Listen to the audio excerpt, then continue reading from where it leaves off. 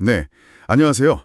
이번 시간에는 베드로전서 3장을 함께 좀 깊이 살펴보려고 합니다. 네, 이 장은 당시 로마 사회에서 아시다시피 소수자였던 그리스도인들이 정말 현실적인 어려움을 겪고 있었잖아요. 그렇죠. 여러 압박이 있었죠. 그 속에서 베드로가 신앙을 어떻게 지키고 또 어떻게 살아가야 할지에 대해 아주 구체적인 지침들을 제시합니다. 맞습니다. 특히 가정 문제, 또 사회 속에서의 관계, 그리고 고난에 대한 그의 조언에서 당신이 얻을 수 있는 핵심 통찰은 무엇일지 한번 같이 찾아보면 좋겠습니다. 네, 이게 그냥 신앙 원리만 나열하는 게 아니고요.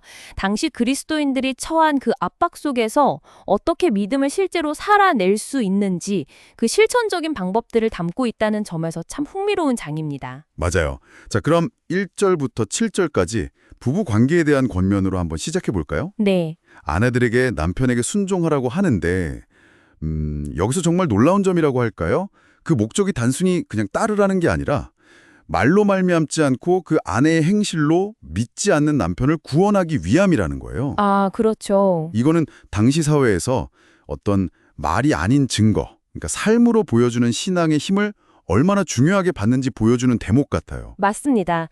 그러니까 외적인 복종, 그게 다가 아니고 오히려 온유하고 안정한 심령, 그러니까 내면의 경건함, 그리고 선한 행실, 그걸 통한 변화를 강조하는 거죠. 사라의 예를 든 것도 그런 맥락이겠네요. 네, 맞아요.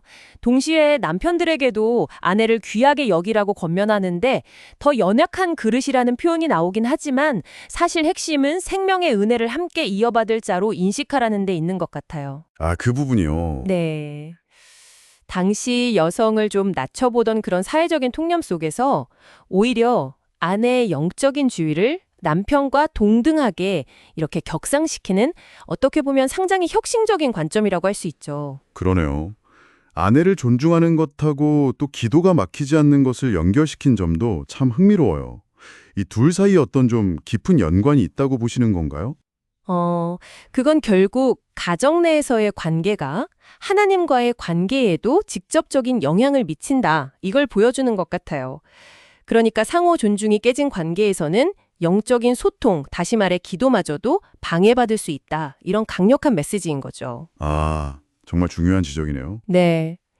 건강한 관계가 신앙생활의 어떤 기초라는 걸 보여주는 부분입니다. 가정에서의 이런 내적인 진실함이 자연스럽게 공동체 그리고 세상과의 관계로 이렇게 확장되는 것 같습니다.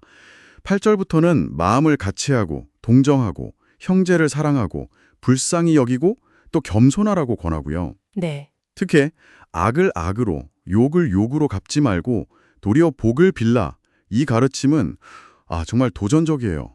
어떻게 이런 반응이 가능할까요? 그러니까요.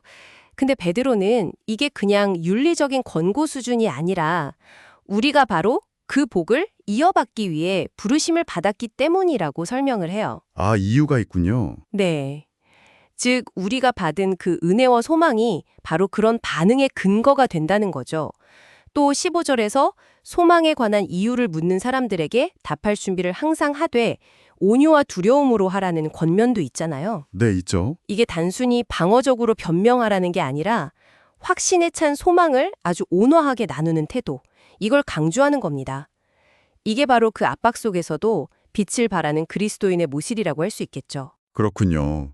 선을 행하다가 고난받는 상황에 대해서도 아주 구체적으로 다루는데요.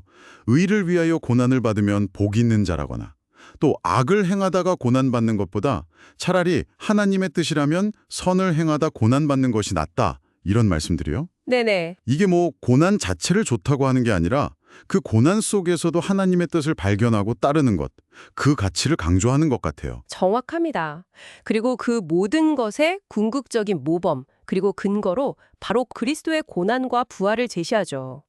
네. 18절부터 나오죠? 네, 의인으로서 불의한 자를 대신하신 그 그리스도의 죽음과 부활이 우리를 하나님께로 인도하는 길을 열었다는 그야말로 복음의 핵심을 다시 한번 상기시켜주는 겁니다. 여기서 21절에 나오는 세례에 대한 해석이 특히 좀 중요해 보이는데요. 맞아요. 그 부분. 이걸 단순히 몸을 씻는 예식이 아니라 하나님을 향한 선한 양심의 간구라고 정의하거든요.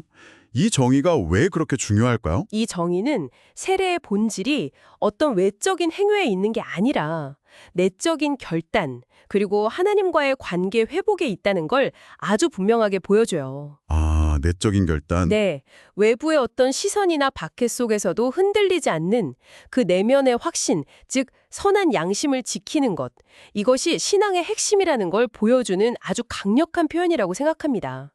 어쩌면 이게 베드로가 편지를 받는 이들에게 정말 전하고 싶었던 가장 중요한 메시지가 아니었을까 싶어요. 정확하신 것 같아요. 결국 베드로전서 3장은 뭐 가정에서든 사회에서든 심지어 부당한 고난 앞에서든 그리스도인이 어떻게 그 내면의 경건함과 선한 행실을 통해서 소망을 증거하며 살아가야 하는지에 대한 깊은 통찰, 그리고 실질적인 지침들을 제공하는군요. 네, 맞습니다. 그리고 그 모든 것의 중심에는 우리를 위해 고난받으시고 부활하신 그리스도가 계시고요. 오늘 혹시 당신의 삶에서 선을 행함으로 고난받는 뭐 그런 비슷한 어려움에 직면해 있다면 베드로가 제시한 이 길, 즉 그리스도를 따라서 선한 양심을 지키면서 온유함으로 소망을 보여주는 이 삶을 어떻게 살아갈 수 있을지 잠시 한번 생각해 보시면 어떨까요?